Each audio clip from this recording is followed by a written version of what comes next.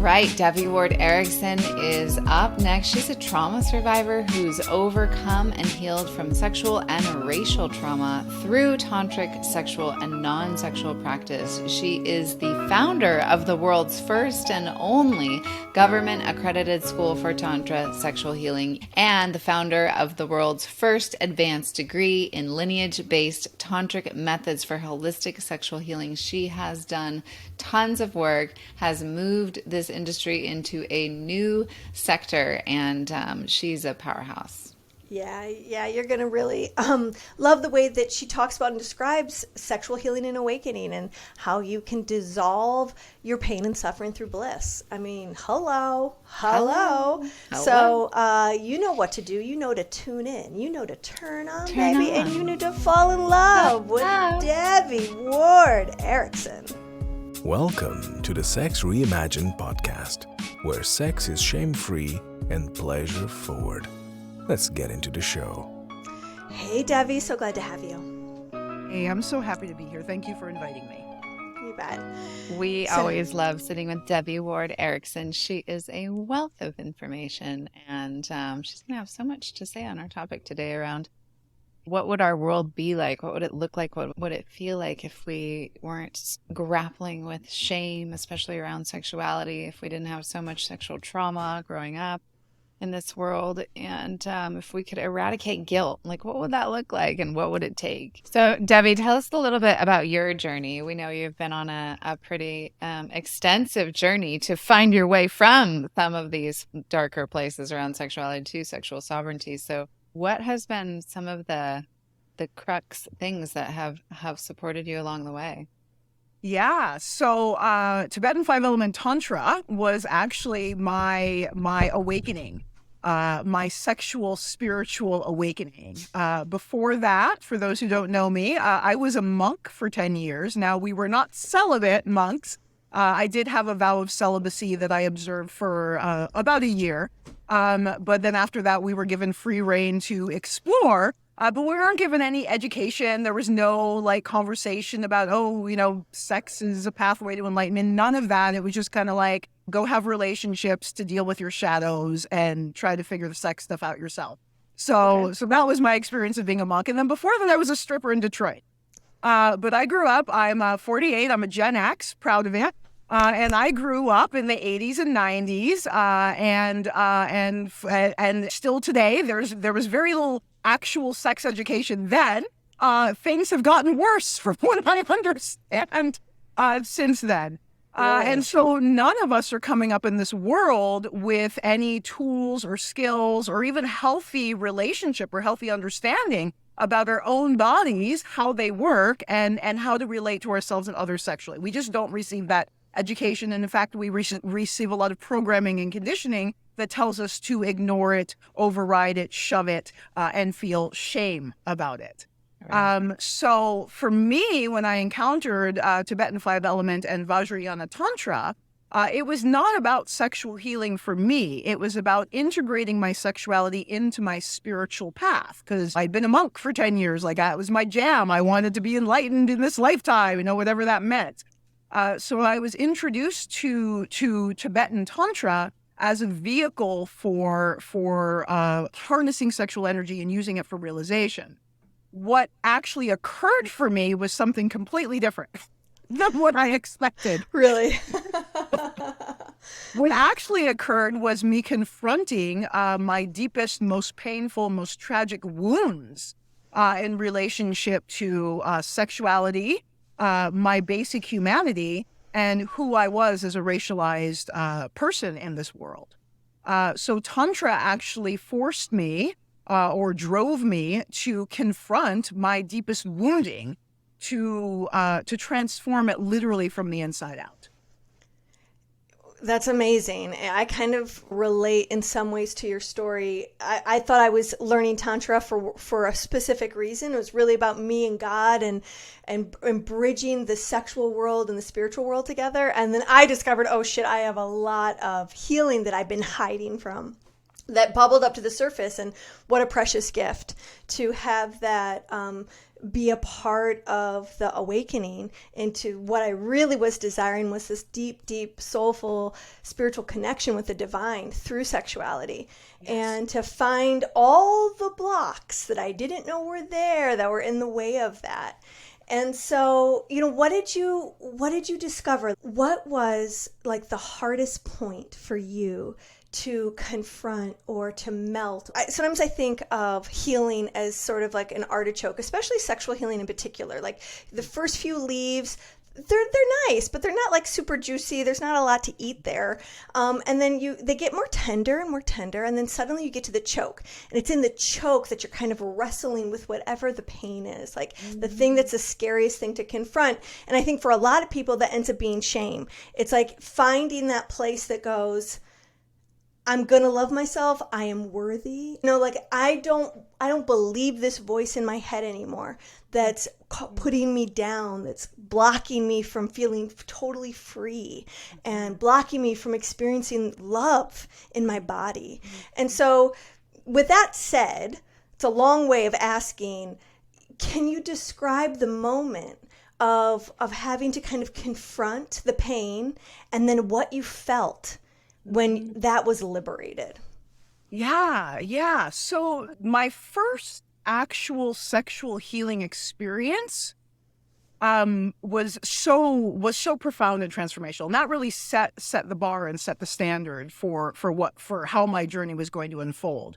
And so for me, it was 5 hours of this deep dive into experience pleasure beyond concept.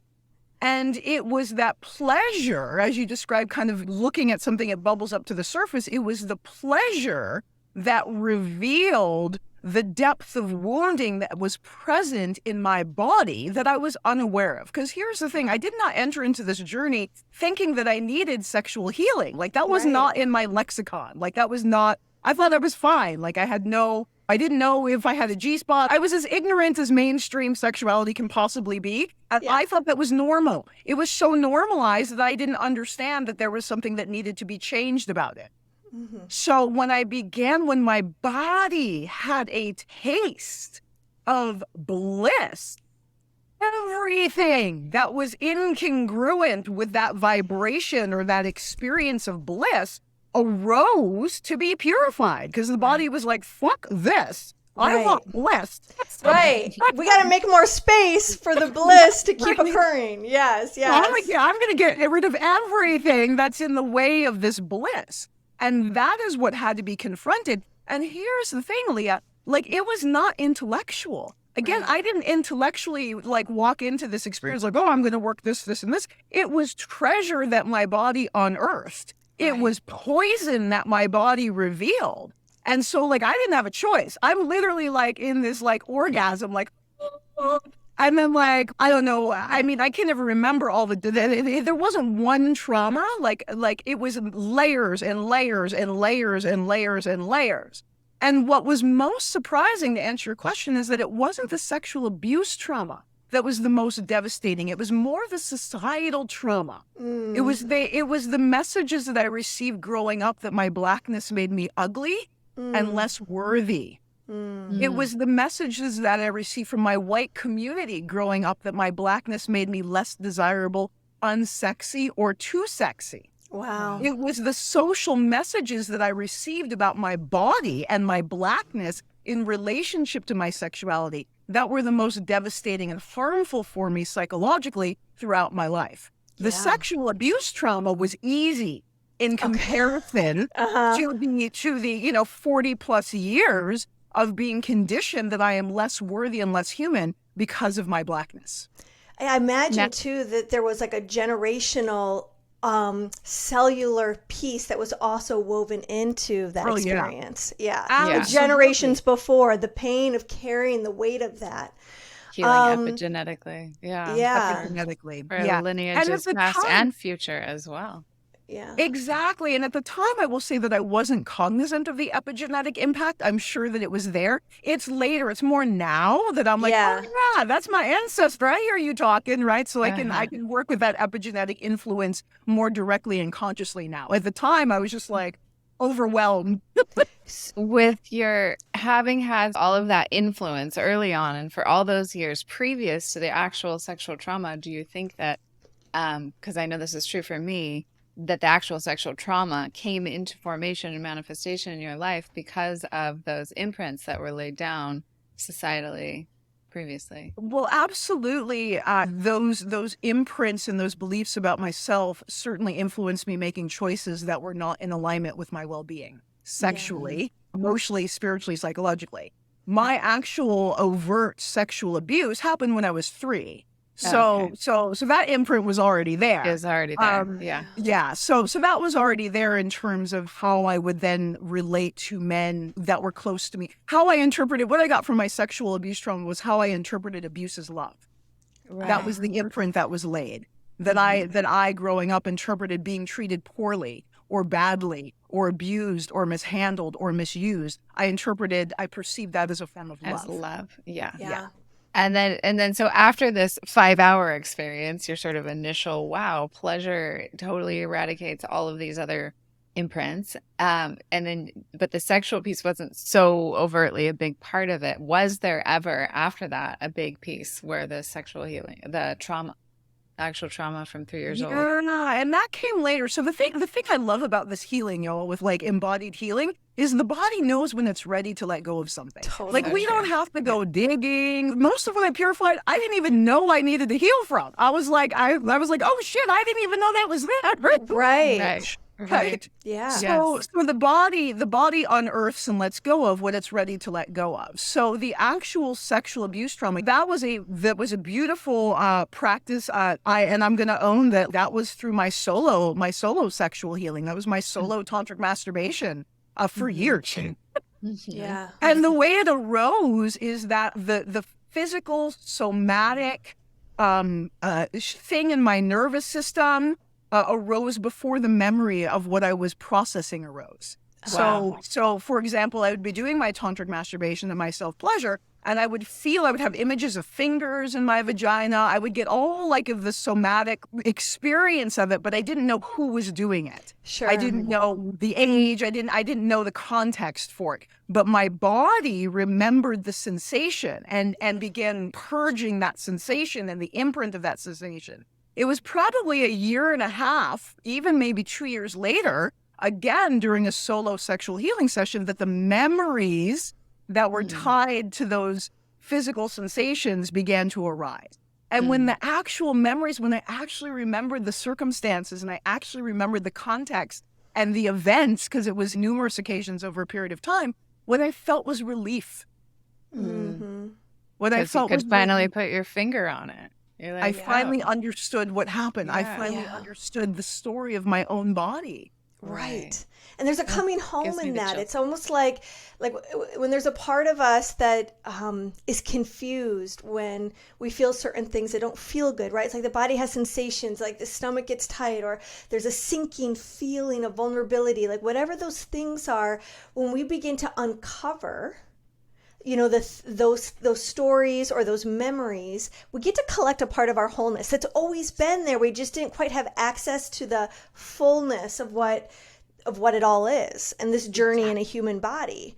One of the things I think people are curious, like when they think about healing, right? So some people might already know, like, oh shit, I got some shit, like I know something's buried and I may not have the whole story, but I sense it and I'm kind of scared of going there, right? So we've got those group of people. And then we've got people that, like you, are like, well, I don't know whether there was anything there. I thought everything was typical, normal. What is there to look at? And so, like in that 5-hour experience, and you were connecting to bliss, and your body was tapping into pleasure, it was plugging into something you weren't plugged into yet. When you started to feel the impact of the stuff. It became real. Oh my gosh, I am purifying right now. This stuff is on the way out. What did it look like? Because I think that's the part that people are curious about. Like, what does the healing look like? Yeah. And I think, and to preface this by saying everyone's going to have a different journey of this, but there are some common threads. And I'm curious what those are for you and your students. Yeah, beautiful. Thank you. And so I want to preface this by saying that the 5-hour experience, that was like my first one. So that was like shocking. But then it was like 5 hours, 3 times a week, every week for the next 6 months. So it was the ongoing 5-hour journey of doing the same thing. But in this one experience, because this was the first, right? I had no frame of reference for this at all. I say that in those moments, my mentor and my trainer at the time was excellent. Mm-hmm. So this was not me on my own going into these crevices by myself. I wouldn't have been able to do that or understand how to do it. It was working with a very well-trained professional in this context. And so what that looked like for me was like orgasm, and then, oh my God, and then tightness and pain in the body, and like, and then I remember very quickly, and if I'm doing a good job, but yeah. Looks good so far. The animated. It looks familiar. Yeah. And I remember at a certain point there was so much. I don't even know. It's. I interpreted it as pain at the time, but I think it was more like shock. It was so intense. And I remember I was like, my head was back, and I was looking up at the ceiling. I was like hyperventilating, and my mentor at the time said, "Look into my eyes and breathe." Mm-hmm. He was like, "Look here and breathe." Mm-hmm. And it was that, like, now I understand from the somatic healing perspective, that's using the senses, anchoring. That's an anchoring exercise. But at the time, again, we didn't have the language for that.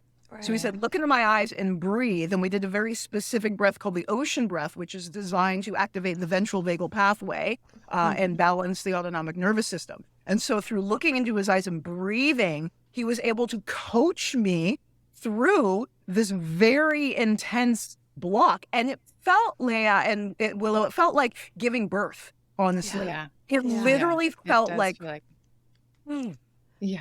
How it feels like giving birth to a new version of ourselves. Orgasmic birth.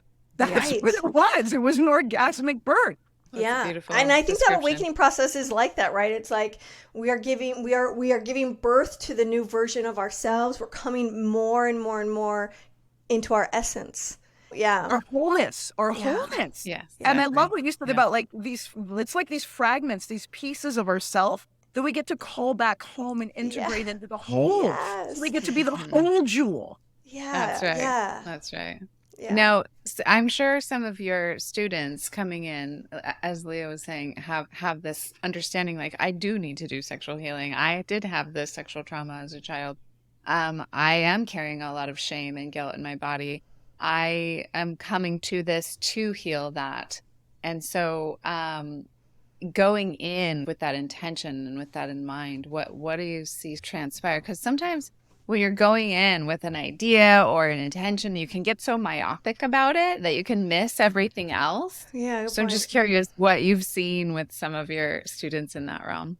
Yeah, I love that. That's a great question. So where we start with all of our tantras, we start with the energy body first. So in Tibetan Buddhist Tantra, the energy body is senior or superior to the physical body. So if we want to catalyze physical healing, we want to go to the energy body first. So to begin with, all of our students, if you ever are a student in my institute, the first thing you're going to learn to do is meditate.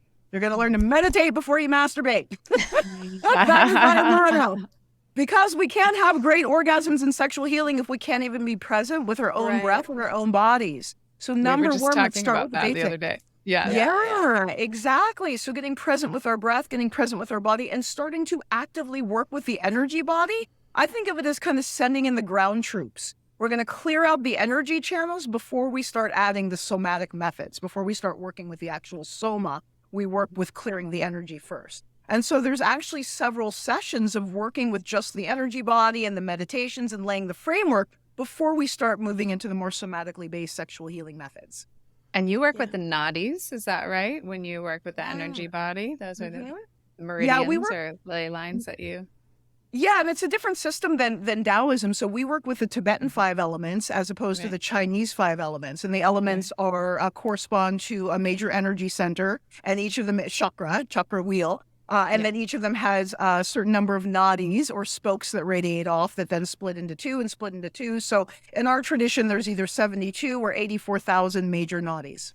Okay. Yeah. And nadis, for all of y'all listening, are just pathways of energy. Like meridians are pathways of energy. Yeah, I often think of them as like veins that instead of carrying blood, they carry energy. And they can get blocked, right? Yeah, you can think about rivers too on the earth are kind of like pathways of energy. And when there's a bend in a river, there might be some debris that gets stuck in that bend, like a tree branch, and then more branches and debris and plant matter. And then the water's not flowing through that energetic pathway, meridian or nadi. And so what Devi's talking about is this energetic being is the same size as you, right? Same shape as you, same color, same everything. It's this energetic part of you that you work to clear those pathways before getting into the physical body. In Egyptian, do you know about Egyptian sexual alchemy at all? A little bit about Kemetic yoga. Yeah, they call it the Ka body, Ka, and then the physical body is the body, Kaht. So it's just fun to put language. I love that metaphor of the rivers and the bend and the debris that get stuck. I often think about Kriyas, when your body is moving that energetic toxicity or blocks. You don't have to really label it, except to just know that what no longer serves you is on its way out. And it often looks like if you see a hose that's got a kink in it and the water's trying to get through, but it kind of jumps up because it's got to get rid of the blockages so that it unkinks and then the water can flow through. That's kind of what happens with the body. There can be a lot of shaking as that which no longer serves moves up and out of the body, and a lot of Waking the Tiger, the Body Keeps the Score. There's a lot of books on trauma that talk about how the body can start to shake as it's moving its way out. And before I totally understood that, I was just like, I can't control my leg right now. I hope I'm not about to have a seizure. The body is doing its magic. It's in its genius, and it's moving what no longer serves you up and out of the body. And so just for those of you who may be new to that experience or that sensation, trust your body. But this is a moment where you can leave your mind's analytical concern at the door and allow your body to do its natural, beautiful process. Yeah, I'm so glad that you just mentioned the word Kriya, Leah. Because it is one of those things that starts happening to your body, and if you haven't learned about it or you've never heard that word before, it's Kriya, as far as I know the spelling to be. It, like Leah is saying, it's an opportunity to clear, but then it's after things and trauma and all that's been held and held, it just turns into these pleasurable like spasms or like waves and undulations through the body, like shaking and shimmering, and it can get very effervescent and bright and sparkly and full of light as well. I would love to just pause and have a little Kriya conversation. What's your experience, and how do you teach about them, Devi? I'm sure you do. Yeah, I mean, they arise spontaneously and very, very, like, what I've noticed is that some bodies Kriya quite easily and other bodies don't. My body isn't a Kriya. I sometimes have, but like they're not, that my body doesn't manifest itself in Kriyas very often. I have some students that are like having, we do breathing exercises, they're having full body orgasms on the floor. I'm jealous. That's not the way my body works. I'm a little bit too dense, I think, in that regard. That's good to even note, because it's like we all have these different bodies and we're all going to release and clear and heal in different ways. Yeah, I found with my body is it did a lot of shaking and releasing that I didn't have control over trying to manage that. And it was really jerky. And then once that first or second round of clearing, purifying took place, then like Willow said, it started to shift into a smoother, effervescent experience. So then it started to feel like a rolling tide streaming up my body, or like a serpent was dancing through my spine. And then the whole body just settled down. And I don't have a lot of Kriyas now. I think that sometimes it's a process or a stage where the body's doing its thing and then it settles and grounds. And you may not experience a lot of Kriyas therefore after. I think also some people think that that's what it's supposed to be. And so they can almost performative, Right. try to create that. And that's not I've quite seen it that, either. It's just like allowing your body just to be to just do its thing and then not judge it. You don't need to judge it in the beginning if something wrong, or judge it in the middle when it's like, oh my God, this is all new, or judge it if it shifts and goes away. It's just a phenomenon that's helpful to understand exists. Yes, exactly. Yep. So I'm wondering, so the first step when people come to you is to help them understand their energy body, their subtle body, and then to start bringing in the somatic practices. What are some of those somatic practices? Yeah, well, we work with, in our school, we work with what I call 4 pillars of healing. And those 4 pillars are meditation, movement, connection, and pleasure.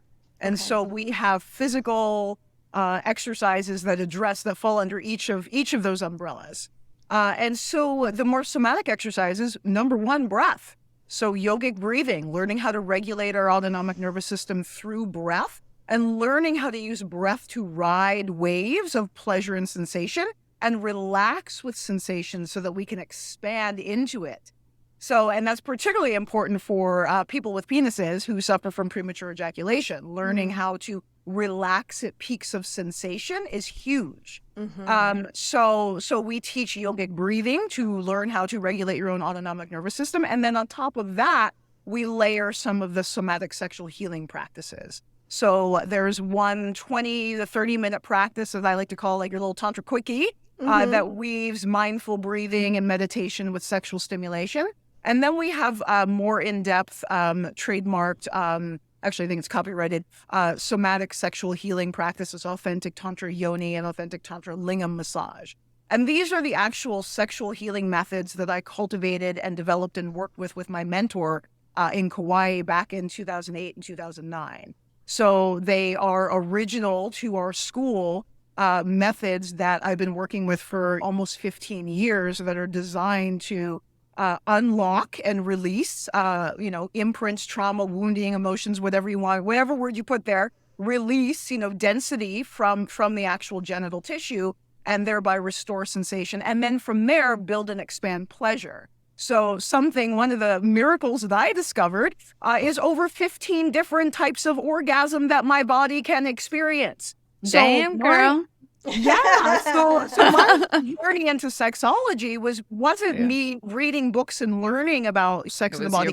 It was me having experiences and like, holy shit, am I allowed to have that? Right. So then I started researching human sexual anatomy and physiology and sexual functioning. And I'm like, oh, yeah, there's actually names for all these orgasms. Yes. So they were categorized because I experienced them, and then I went and learned what the scientific zones were for them. Cool. So we layer 15 different orgasms is kind of like the cherry on top, but we build slowly to that point so that your body has the capacity to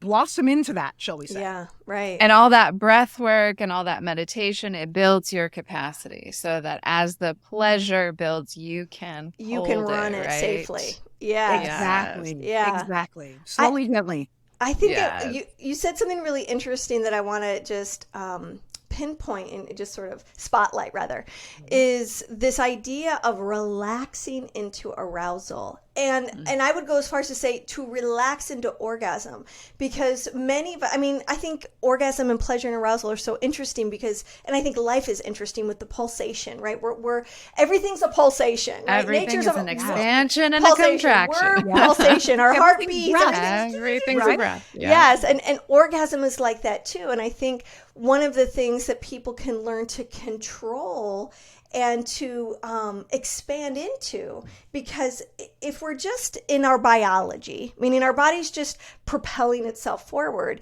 we're going to have really, really rapid contractions as one goes to ejaculate or as one goes into an orgasm, clitoral orgasm, even vaginal.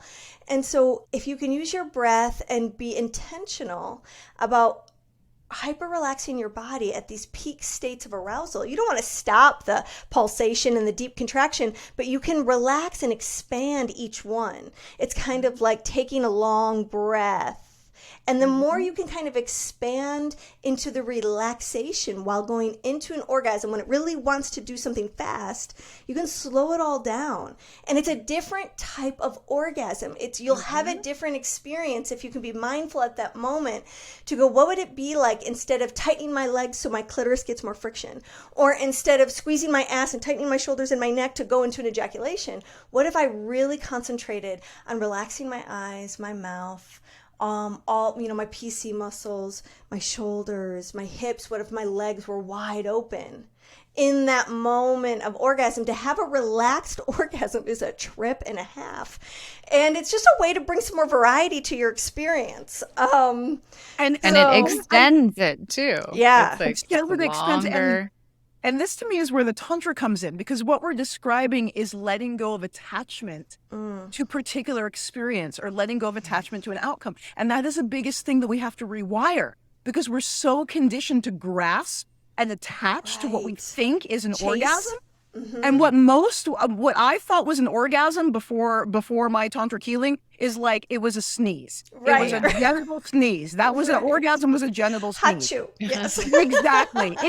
What our potential is literally infinite. And we won't be able to experience that potential if we're grasping and clinging to what we think an orgasm should look like, and we're all constricted and tightened around it, like you were describing. So that, to me, is that point where we weave in the Tantra, is the mindfulness and the awareness that instead of grasping and attaching, which is a root poison to this experience of orgasm, we let go of attachment and surrender, relax, and surrender into bliss. Bliss is the opposite of attachment.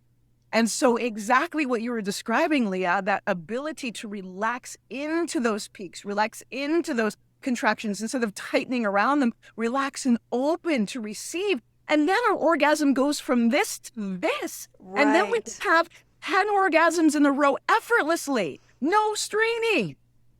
Yeah, then you get to realize that 1,000-petal lotus that yogis have been talking about forever. Yes. When you see those images of chakras and you see this big blossom, you see that sort of a fractal experience of your pleasures. It has like a fractal blossoming of these petals that just zing into the universe, and then you're a part of the oneness. And if you can keep your eyes open and share that with a partner, and they're sharing it with you, and then you're transmitting. And then even if you're not in the state of climax, but they are, if your eyes are open and you're weaving that back and forth to each other, then their orgasm becomes your orgasm. And those are always called freebies.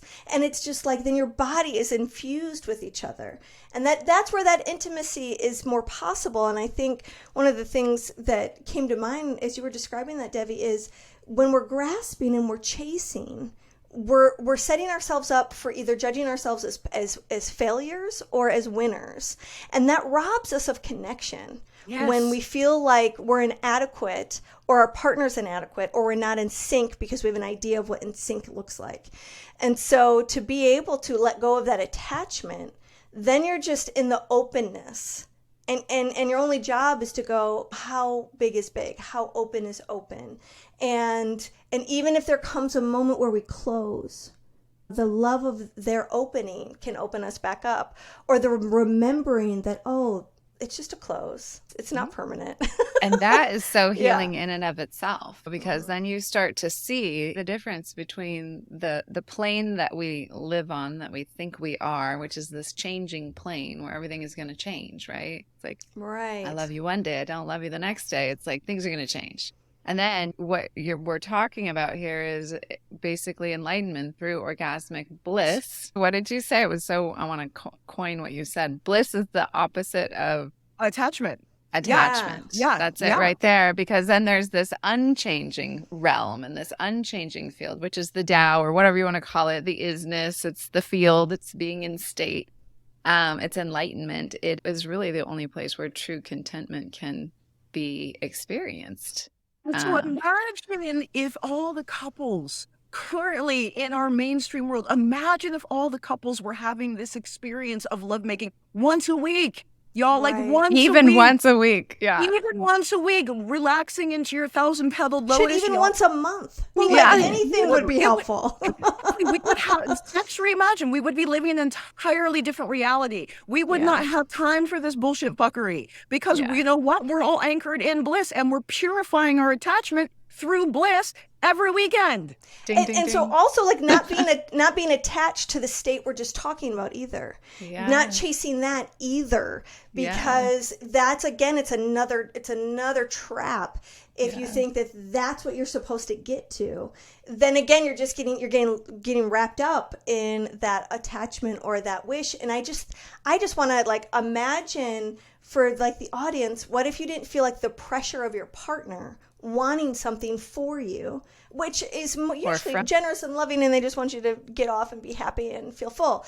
But if that could be unplugged from sex too, where we're just coming to experience love and we let the body do the rest. Yeah. I think we get so goal oriented, even So the goal of goal-oriented. liberation, Yes. or the goal Or of orgasm, or the enlightenment, goal or of bliss. feeling Yeah. adequate or powerful, or I'm cool because I gave them that experience. It's like if we could just let that go and go, I'm just going to show up. I'm going to show up whether I'm shut down or I have a headache or I feel sad. I'm going to just show up and see, can I take love in? Can I feel Can I love? Can I receive? give love? Right? Yeah. And just see what happens. Like, to just be curious. See, and that, right? Curiosity, in my opinion, is the prime attitude to have about any adventure in life, but particularly Right. sexuality. Because if I'm Yeah. curious, then I'm not attached. I'm curious to Right. see what's going to happen. I'm curious to see if I have orgasms or no orgasm. I'm curious to see what happens if I do this in your butt. I'm curious to Yeah. see what happens if you do this to my nipple. Let's find out. And Yes, it's yes. and I love because it's a game, because the causes and conditions are different every time. Every time I make love, it's different every time.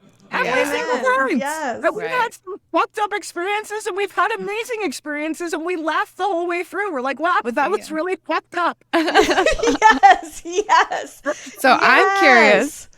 I'm curious, I love Debbie, that. what would you say that we are really like doing right in our society around What are we getting eradicating right? shame or like trying to heal it on a collective level? And then where could we use some more Yeah. support? Yeah. Are we doing anything right now? That's a good question. Well, I would say that this conversation right now is doing something right. Mm-hmm. Yes, Yeah, I would agree. I would say the increase in these types of conversations, I would say those of us in the field that are holding these types of conversation and holding that anchor of compassion and non-judgment and love and acceptance and celebration and the interweaving. To me, one of the most important pieces is the interweaving of our spirituality with our sexuality, because that's what has been robbed from us. Right, this division between sexuality and spirituality, that's a byproduct of colonialism. As I was saying before, when we talk about restoring or reclaiming our sexuality, what we're reclaiming it from is colonialist patriarchy. Like, matriarchal societies on this planet did not have to deal with what we're dealing with today, right? And so what we're Yeah. dealing with today is a byproduct of colonialism. And so what we're doing right is anytime we stand up and counteract that, anytime women are online openly talking about our pleasure and our pussies, we're doing it right. Ding, ding, ding. Yes, and Yeah. those conversations are happening more and more and more, aren't they? I mean, I'm seeing them a lot more on social media. But sometimes I'm worried that I live in a bubble. You know, I think sometimes when you're living on a coast, like, how far is this getting into middle America? Yeah, we're seeing them because this is what we do. That's what we're talking about. There's still a lot of places in this country and Canada too and around the world that are not having these conversations. So, that's why always with our bullhorns, like, hey, y'all, there's a bliss over here. You don't have to live duality of right and wrong and good and bad. Like, there's another way. Yeah. So what do you think parents can do? Because I think a lot of times part of the change happens with, better communication skills, collecting information, each of us listening to regarding the colonization issue. And then also, what's advice you'd have for kids that are growing up in this day and age, or the parents who are raising them? Yeah, so specifically about children, your children learn about sexuality from you as a parent. So whatever your blocks and wounds are, your children are going to live them. Yeah, they're either going to adopt them or rebel against them, which may not be a good choice. Exactly, because it's not coming from a place of rooted and healthy, in healthy humanity. And so the number one thing that I advise parents is heal your relationship to your own sexuality. Learn, celebrate, demonstrate in the home healthy, warm, loving, nurturing sexuality. If you want your children to have a healthy sexual relationship, demonstrate it, model it for them. And if you're not with a partner, demonstrate healthy sexuality with yourself, for your own self. Take time to self-pleasure. Take time for sensual pleasure. Yeah. Take time, prioritize your need for self-connection and pleasure, and your child is going to learn it from you. They're going to learn, oh, this is important to nourish myself before, after or before I nourish other people. So very, very important. What you do, you're modeling to your children. Your children will follow.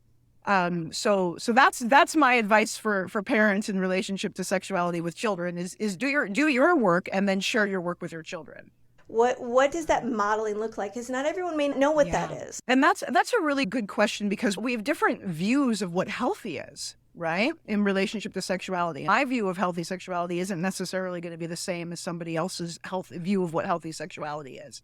So in my opinion, healthy sexuality means again, that attitude of curiosity, that recognition that we're probably carrying some wounding, and the willingness to look at it, examine it, overcome and heal it. The ability to talk about sexuality and pleasure without feeling frozen about it, without feeling aversion to it. Just like sex is as normal and natural as breathing, eating, pooping, peeing. It's a function of the human body, right? If you if you feel, the comparison I like to make is, notice how much shame you feel about talking about what you're cooking for dinner. You should have the same amount of shame talking about sex. Talking about sex. Yeah. Or poop. Or pee, for that matter. Exactly. It's a normal, and in fact, sex is a form of nourishment. Even more, poop and pee are waste byproducts.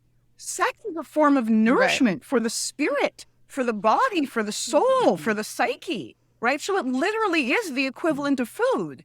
So if I feel shame talking about sex and I don't feel shame talking about what I'm cooking for dinner, that's a little red flag for me, letting me know that I have wounding. Shame is a little red flag letting you know that there's wounding. It is. It's like, oh, I need some attention. I have wounding here. I'm not accepting I'm not in unconditional acceptance and love in this moment because I have shame. Shame is when we divorce ourselves from a piece of ourselves. It's separation. We're separating ourselves off from this piece that we judge. It's banishment of a part of ourselves. Because we judge it. We're like, that's bad. I don't want you. I don't embrace you. I don't accept you. That's what shame is. So it's a cry for love. Right. Shame is a cry for love. First thing for me is noticing, because oftentimes we want to get away from it. I'm walking throughout my day and I have this little shame niggle. I'm like, shut up, go away. I got shit to do. But when I can take the time to be present with, I notice it. And the first thing I do is I notice where it's arising in my body.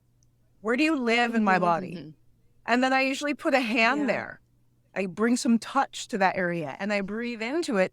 And I invite it to share with me, to tell me what is the need under here? What are you needing? And it's usually self-acceptance. I feel afraid. I feel terrified. I feel scared. And I have a need for acceptance and love. And so then I just say, okay. And I just look at you. And I bring the light of my love and the light of my awareness to that little shadow and integrate it back into the whole. And if it keeps arising, I just do that same process. But I notice where it lives in my body, and then I tend to that area. Beautiful. So that's a somatic emotional release, basically, is what you're doing. Yeah. I think that is one of the most valuable and powerful ways to heal from sexual trauma and from shame and from guilt. Fear. As they do live so deeply in the soma, and you can't think them out of your body. You have to feel them out of your body. So like what Debbie's talking about is like, oh, where do I feel this shadow or this niggling of shame? Okay, I feel it in my heart. What does it feel like in my heart? It feels like a tension. It feels tight. It feels like it's hard to breathe with it there. And we get to know it, right? And if we're visual people, maybe we see something. So I really value what you're saying, Debbie, around just getting to know it and finding out what it wants. There's medicine in it. There's medicine in it. Like that critical voice that comes in and wants to shut us down or you stop us from being free and big. Or like for me, I'd be in a therapy session and I could fall asleep. It would take me 2 seconds just to close my eyes and pass out. And it was to get curious, like, wow, I can't believe I'm feeling so sleepy right now. What is this trying to protect me from seeing? What is this trying to protect me from deeply feeling? What is it afraid of that it has to be so cruel in its words towards me? That unworthiness, or you don't deserve it, or you're so ugly, no one's going to love you. Like, how could that possibly have something medicine for me? How could that possibly be a gift? And then to just ask it, what are you afraid of? What would happen if you saw me as beautiful? Like, what would happen if I lived that instead of ugly? What are you afraid would happen to me?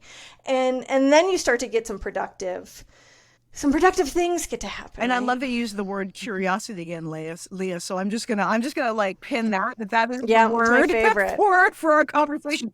Such a good word. You never know where you're gonna go with curiosity. And isn't it true, Devi? Like, I think curiosity is the antidote to judgment. If we notice ourselves in judgment, all you have to do is go, well, that's interesting. I just had that thought. Well, that's interesting. I just thought that about him. Well, that's interesting. I don't like that. And go, And if you can just say, well, that's interesting. That's the bridge that can lead you into more curiosity. And then you're less disdainful. And now you get to go from closed to being open. And then so much is possible from that place, especially compassion. I love that. Self-compassion, compassion for other. What we could change if we could all learn how to rewire the judgment to curiosity. And I love that. Yeah. A lot can be reimagined from curious plays. Yeah. Oh, so powerful. Devi, do you have any final words of wisdom, final words of just to support people who are like, shit, I've been through some of the most insane sexual trauma that a human being can go through, and I don't even want to look at it. I don't even want to heal my sexuality. Yeah. What would you say? I would say honor that, number one. The journey of reclamation and healing for me and what I've witnessed in my students is primarily about honoring the wisdom of our own body, including the wisdom that says, I'm afraid and I feel overwhelmed. I don't want to look at that right now. Okay. You don't want to look at it right now. That's great. Right. Honor there. Honor that. Like, bless yourself. Right. Yeah. Be Be with with that. and then have space for curiosity. That might change. Yeah. You might be curious about dipping your toe and exploring. And the other thing I would say is slowly, gently. There's nothing. We're not broken. There's nothing wrong with us. We're exploring. We're evolving into more of our potential. It can be a beautiful, graceful, intense, but profound journey. And if we're not trying to fix ourselves or running from our own shadows, there's so much more grace and ease in the process. Then we can truly just come from a place of curiosity and exploration, as opposed to I need to fix something that's broken.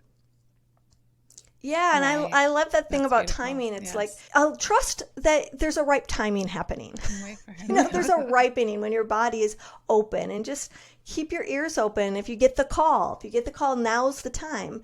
It may be not right now, I'm not ready. But if you can just be open to getting the call, then you'll know when it's time to embark on something new or different. And sometimes it's just an invitation, I invite myself to be ready at some point. Yeah. But I would also say, listening to conversations like these, listening to your podcast and other podcasts about sexuality is a very, low impact, low cost investment in just learning and understanding to reframe your relationship to your sexuality, just kind of inviting in another lens. You don't have to do anything, but listen to other people share some ideas about sex. That's a beautiful way to get started. Right. Yeah, and Absolutely. speaking of that, if you want to pick up and experience more of this conversation, go to the Sex Reimagined podcast. Episode 33 is with Devi, and we go into much more detail around the 5 elements Tantra and authentic Tantra, Which that's is part of the rad, by school, the way. and the certification process. So we just received notice last month or a couple months ago that our curriculum for our 2-year Authentic Tantra Certification Training Program has been accepted as a master's degree with Ubiquity Amazing. University, which so is cool. phenomenal. Amazing. Phenomenal. So literally, So we have huge. institutionalized Tantra into Western academia. So not Yay! only are we the only government accredited school for tantric sexual healing in the world, and the Canadian government considers our training program instruction in Eastern medicine, and Nice. graduates of our training program are practitioners of natural healing. Wow. Graduates will also be board certified sexologists through the American Board of Sexology, and you can also use the credits from our certification program to achieve a master's degree in authentic tantra from Ubiquity University. So Amazing. So amazing. phenomenal. I'm just, Phenomenal. congratulations. and I just thanks think- for taking the industry to the Yes. next level. It's Yeah. like really just so heartfelt. Congratulations. It's such a big step forward for this industry, and you're at the head of it. It's so cool.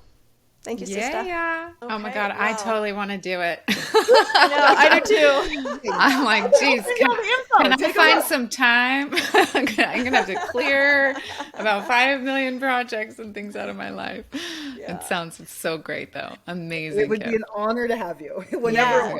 Yeah. And Yay. Devi's teachings are so coming from the ancient. They're so deep and they're so profound and they're so just rich, sustainable. I mean, you can't go wrong. Incredible. Yeah. Yeah. Yep. And you can get a master's degree. Hey, Who Ding, knew? ding, ding. been wanting to get a master's degree? Here you go. There you go. Get a master's degree in pleasure. Why not? Right. Right? Hello. Like the Canadian government has sanctioned our use of meditating and masturbating, and like they qualify that as Eastern I medicine. know. I was going to say, go Hallelujah. Canada. You did it again. Yes, Canada. America? Follow Canada's lead. Right. And Debbie, you have a free gift for our audience. Yes, I do. So we have a free introduction to authentic tantra that I just filmed recently. And what I love about this free introduction is we had one before, but I wanted to update it because there's questions in the marketplace that I took this opportunity to address. So there's conversations about different styles of tantra, different traditions of tantra, different lineages of tantra. And then in the modern world, different types of tantra that you may be exposed to as a consumer. So I really made that video series with the consumer, with you as the explorer in mind, to answer a lot of questions that I see people in the industry having. So it's a free gift at our website, authentictantra.com. You can sign up for our free introduction to authentic tantra. And it's about 6 videos. And I also created a beautiful solo sexual healing practice for you to do as well. Spent a lot of time cultivating that. Right. So, Thank you gift. so I'm going to much. pick that up. Yeah. Thank you. Well, Such a pleasure. Gosh, Such a we pleasure. could hang out with you for I a know. weekend. I think we need to come up to Canada. I and have a know. girls' It's so weekend. rich with you. I love it. well, I love colleagues, talking about sexual healing and tantra and evolution and enlightenment. So it's very soul nourishing for me as well, connecting with y'all. And I would love to have you. I would love to host you here in Kelowna anytime. Now, our favorite part, the dish. Well, dish on the lovely dish, Debbie. Dish on Devi.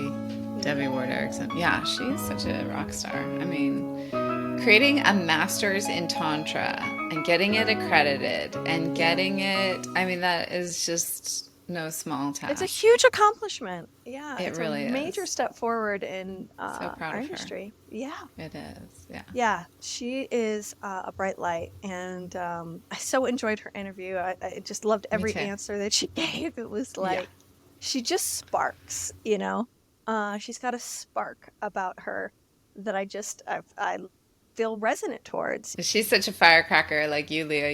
You both are just so animated and such theatrical speakers. It's fun. What was one of your favorite parts, like in terms of topic regarding the interview? I mean, what did she say? I loved it. Was such a great coin term. She said, "Shame is a cry for healing, Curiosity or something? healing or help or Was it? something like that." Oh no, shame is attachment. No, She said. it was great. Whatever it was, but Well, it was like, whatever it was, we liked it. We should have written it down, but thankfully it was recorded.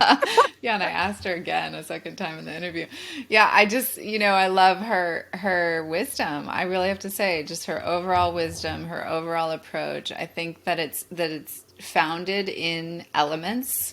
Really feels so synonymous to my training and my foundation, and that there is this very earth-based approach and philosophy behind what she's teaching. It makes so much sense to people, and when somebody's really articulate about it, they're like, oh, I understand that because I know what an expansion is when I inhale and a contraction is when I exhale. And so, there was a lot of Taoist talk that we didn't really point to as Taoism, but just that there is this like pulse to life, that you use the word pulse to life. And, we talked about curiosity and how that opens up the pulse to greater expanded capacities and more pleasure can come through. And just, I thought the whole conversation was great.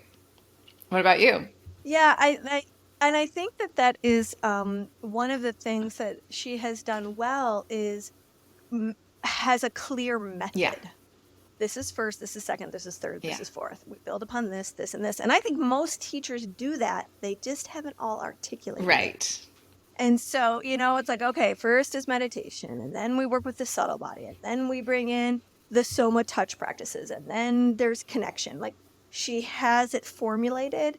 And I think from just a marketing standpoint, people resonate with that. There's a feeling that they can trust the content when you can articulate its formula. And, when you're looking at new esoteric things that are less familiar and mainstream, sometimes it's hard to come up with a language that represents a clear formula for others. So I think that's another place that she's just done really well. And I really respond well to that. My body likes that. Absolutely. And And I loved... Oh, go I ahead, was just going to say, she's just got such a great story herself, from stripper to monk to Tantra, fucking master's degree leading educator in the world. and like the two places that she spent before the Tantra, like how important those two places are to what she gets to realize from the Tantra I know, what I perspective. wanted to ask her and I forgot was like, how much of your stripper days is infused into your teachings? Yeah, that'd be a good one. That'd be a fun one. Because there's something so freeing as a stripper. I know I have some friends who are strippers, and they're so free in their sexuality. They're so what's the word, like uninhibited, yes, with their bodies, and they just really like to they worship their bodies, like they're on stage worshiping their own bodies. It's just such a beautiful thing to be able to turn into an art form. I really think it can be an art form. It depends on your how you're going into it and how you're holding it. Yeah. Right. And how healthy you are in the expression of what this is. Are you in survival mode or are you in art mode? Yeah. If you're coming from an artistic place or you're coming from a survival desperate place, I mean, it all holds a different energy, and therefore it represents something else, and neither one, no judgment, wherever one is at along that process, you're doing the best you can, period, at the end. One of the things I really loved that you described was the Kriya. I loved the river metaphor. Yes. Loved it. I hope I can remember to use that in the future. It's really beautiful. That's always how I describe meridians. When people get on the table for acupuncture, they're like, what exactly are you doing? I'm like, well, every time I put a needle in, it's like unkinking the hose. You use the hose. We learned that too in school. Or unblocking the dam of the river. And it's, getting into that ka body, that subtle body, and that's the terminology I use for it, is really a game changer for the way that you then move energy through your physical body. And when we're working with Jing energy or sexual energy, Shakti, we're working with tangible fluids. Like for men, the Jing Qi is semen. For women, it is their blood. And so those tangible fluids, when we know how to circulate them and move them through different pathways or nadis or meridians or these rivers in our bodies, then we can make magic with it. We can make magic in our bodies. Right. Because it sounds like you're harnessing the vitality from that Jing Qi, and then you can use the rivers to take that vitality to other places in the body so it can be alchemized. Yeah. Alchemy, baby. Love it. Yeah. We didn't talk as much about the patriarchal colonization. Yeah, I thought we would get aspect. into that more. I know we had intended to a little bit more in the beginning of the interview. But I really love the direction it went in, and maybe we can have her back to. We will have her back to say more about all that stuff. She's so good at that. Yeah. All right. Well, thank you. Love y'all. Bye. Thanks for tuning in. This episode was hosted by Tantric Sex Master Coach and Positive Psychology Facilitator Leah Piper, as well as by Chinese and Functional Medicine Doctor and Taoist Sexology Teacher Dr. Willow Brown. Don't forget, your comments, likes, subscribes, and suggestions matter. Let's realize this new world together.